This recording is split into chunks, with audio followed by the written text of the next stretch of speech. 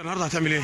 هكون عندي غطس البحر النهارده. ايه رايك في شكل البحر بجمال بصراحه؟ جميل وهادي بصراحه، يعني النهارده تبقى ان شاء الله غطسه حلوه، وطبعا نطلع كلنا مبسوطين وكل حاجه، والدنيا يا رب. حلوه طبعا. قول لي بامانه، عشان انت غطست بحر معايا قبل كده كذا مره، عشان زمايلك يعرفوا المتعه، عشان هم اول مره هينزلوا اوبن ووتر. الدنيا تحت حاجه ثانيه بامانه، يعني جميله. اول ميه تحت بتشوف كائنات بحريه، سمك. انت متوقع ان انت شفته من كائنات بحريه وبيئه بحريه تقدر تشوفه النهارده، ولا احنا هنغير خط السير؟ بصراحه متوقع ايه؟ لا، يمكن نغير خط السير. انا هقول لك دلوقتي على الكابتن هاشم اول.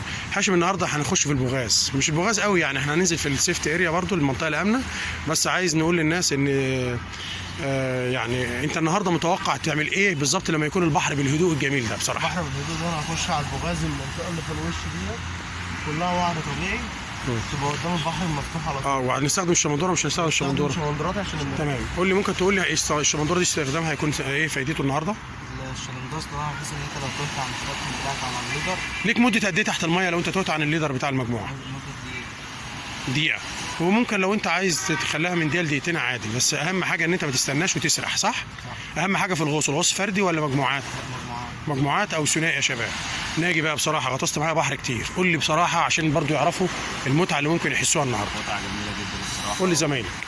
وبرضك الفري دايف والسكوبا دايف، انا خلصت مع حاجات الفري دايف قبل كده، كان جميل جدا، وان شاء الله نخش بالسكوبا دايف دلوقتي. والله انا بتمنى يا ابني والله. اولا عايز نقول لحضراتكم، انا دايما كنت في اي غطسه بنسجد لله سبحانه وتعالى، لان المكان بيبقى جديد بالنسبه لك.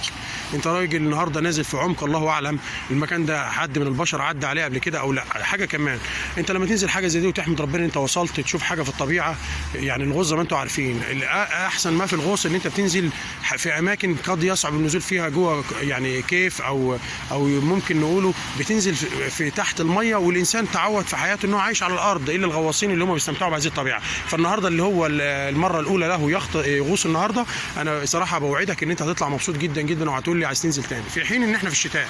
يمكن حضراتكم وانا جايب السما، بس بسم الله ما شاء الله عليكم، واحنا عاملين امكانيات جامده قوي. عايز اتفرج على حضراتكم الرولز اللي اتفقنا عليها بالنسبه للزعانف، يا ريت ما يتمش اخطاء، لان كل حاجه متسجله ومتصوره. هننزل بالترتيب ونصطف صف واحد، وهيبقى الانستراكتور بتاعكم هاشم، وانا هغير ونازل وراه، هتبقوا على السطح، هنبقوا 2 انستراكتور على 4 ان شاء الله. وعايز غطسه جميله، والدكتور محمد هينضم لينا باذن الله. اتفضلوا بالترتيب. اتفضل يا كابتن الاول.